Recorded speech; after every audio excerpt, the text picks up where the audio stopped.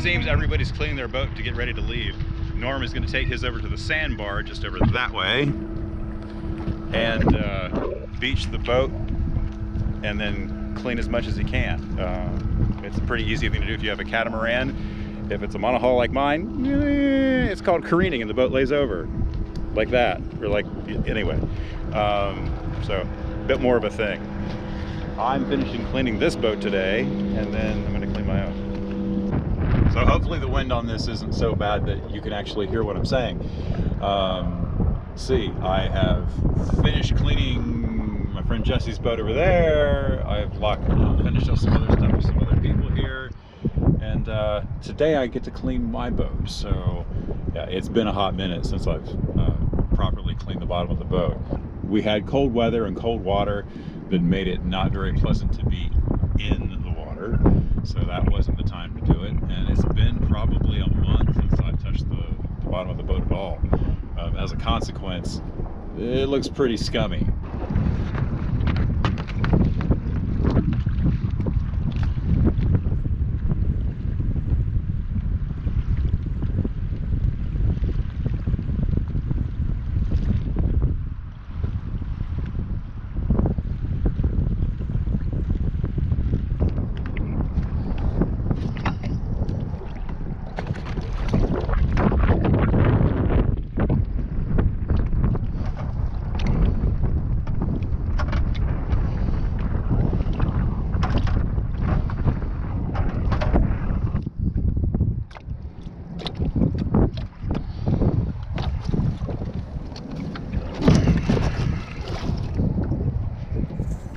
As you can see, the bottom has so much growth on it that some fish have taken up residency under the boat.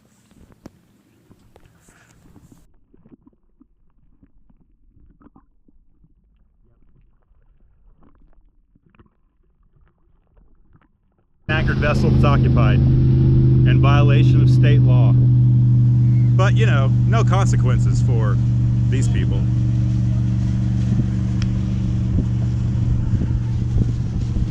Zero consequences.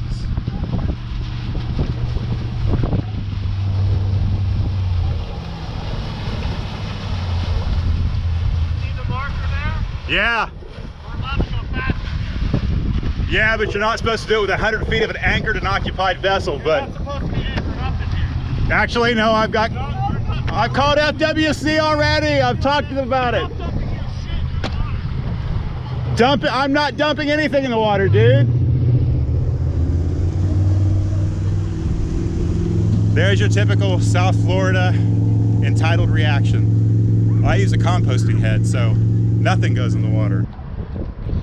So after the encounter with the mystical pink sparkle boat of kindness, I decided to come around the corner where I am behind the manatee zone signs. Right there. And right over here.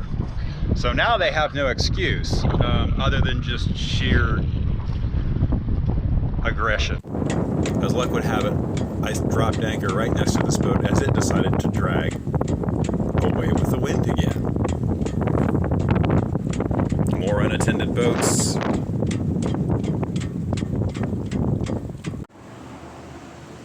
If you recall a couple episodes ago, I had to pull anchor because this boat right behind me dragged in a storm and then nearly hit my boat. It is dragged to the south side of the anchorage. It appears the keel has gotten stuck in the mud and snapped off the boat, and it's probably flooded. So this is what happens when you do not take care of your boat and anchor it properly and maintain it. I'll show you some more shots around here, but it's not good. So for full disclosure, I am not about gatekeeping. I don't think it's the right way to go about anything, and it's not a proper thing to do in the world. When I first got my boat, I didn't have a good anchor, I didn't have enough chain, I didn't know what I was doing, but somebody came over and said, hey, you probably need a better anchor and you're going to need to do, and somebody gave me some chain, and I got an anchor, and they showed me how to do it and sorted it out. If you try to do this without learning, you're only going to make your life harder. And you have to do it in steps. I actually had an anchor that I was going to get these guys so that they could actually take care of this and not be dragging about, because it was quite clear they didn't have a good setup. But they left and never came back.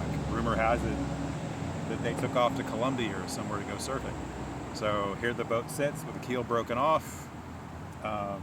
It'll probably be condemned by FWC at some point in the near future with a nice orange sticker of doom. And somebody will get paid about $4,000 to salvage it. That's what happens when you don't take care of your stuff. So I'll shoot a little footage so you can see just how bad it is. I don't think the water's clear enough for me to show you the broken keel, but this type of boat, it's about a 32-foot O'Day, has a thin keel on it, which is, it's meant as a racing boat. It's a very, it's got waked. It's designed as a racing boat, so it's very light, and thus the build is very fragile. Anyway.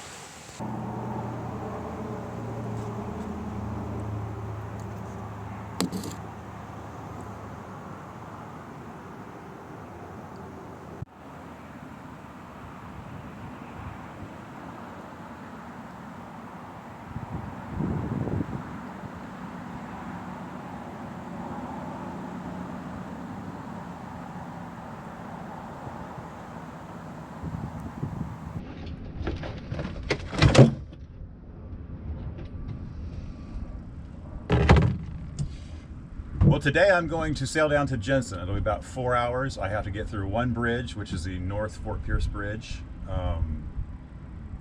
So I've got to get that opened. Yeah, I better bust the radio out.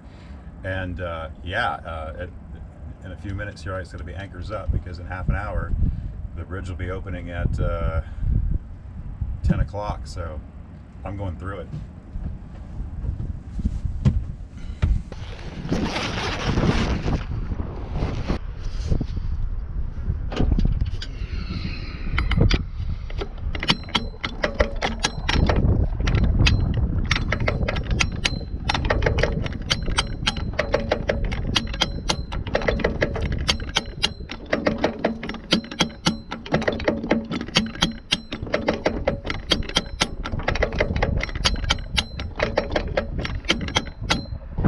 Doing about 2.1 knots. The boat bottom is a little on the dirty side, so I'm not going to get anything great out of it right now. And I'm going with the current. It's probably the only reason I'm making 2 knots, because I was making one going against it. Yay. So I'm going through this very narrow pass right next to the North Bridge. So yeah, watching what I'm doing. Up here is the channel marker. There's a little squeak by spot, maybe 30 feet wide right here. So yeah. Off to my right, or my starboard, is a little sandbar that pops up and the birds and people walk on when it's at low tide.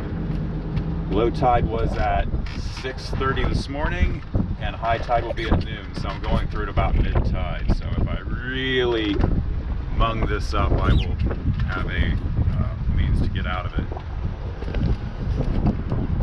as the tide comes up. So that's my strategy here.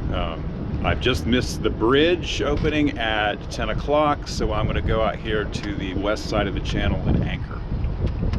So I'll just drop the anchor, a little bit of chain, and sit there and wait for half an hour while everything comes back up and the bridge opens with the next one.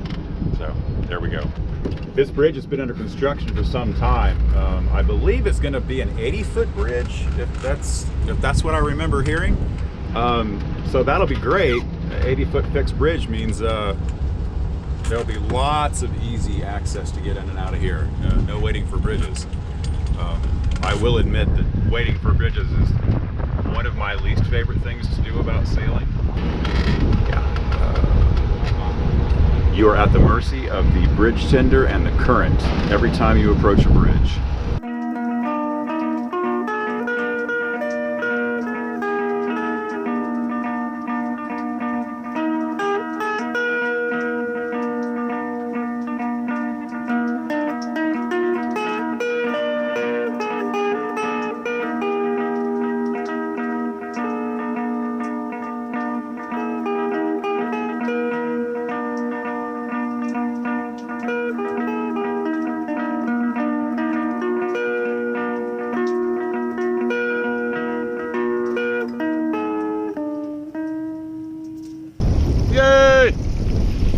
Bye, William.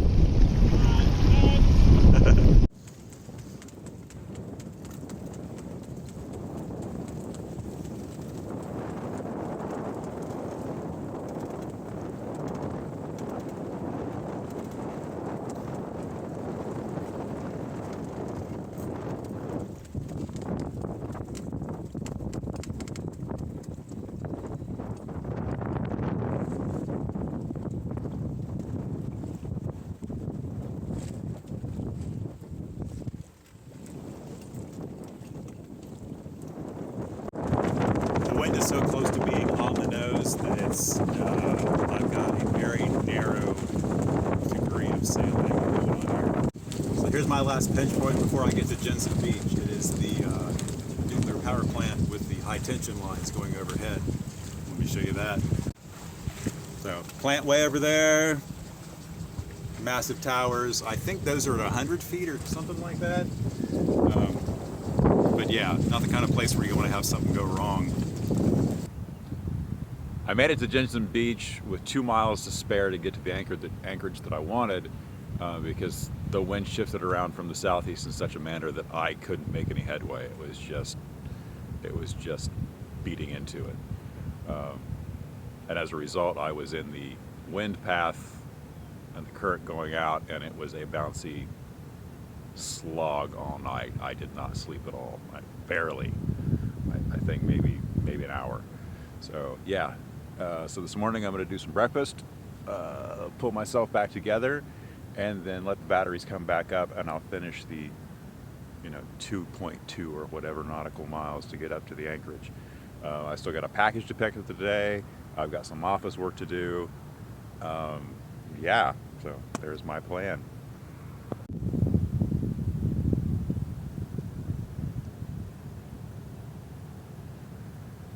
Right over there is Jensen Beach. There's the bridge, and then the anchorage is right about there. And we're getting waked because there's power boats blasting down the ICW. This is about the third one this morning. Ooh. Yeah, trying not to fall over and lose the camera. Sometimes I come to anchorages like this and I imagine what it looked like before European settlers got here. Apparently there were a group of people here named the A's, the AIS, and they were the scourge of the Spaniards. They were more apt to attack and burn a Spaniard boat than wave high, apparently from the history books.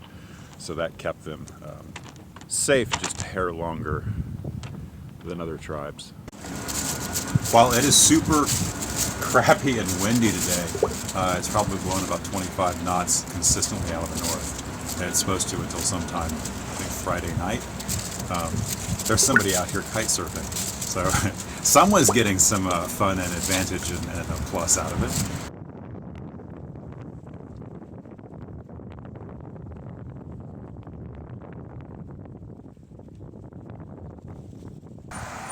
I found a spot to tie up here next to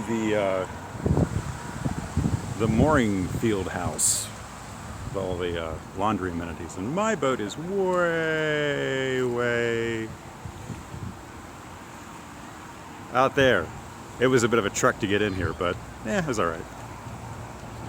Well, my hair mostly survived the kayak ride in. I'm sitting at the bunkhouse, which is right next to the Pink Cottage Natural Day Spa, which is playing some lovely comic music. So I usually get the cappuccino. It's worth the trip if you happen to be in Jensen Beach.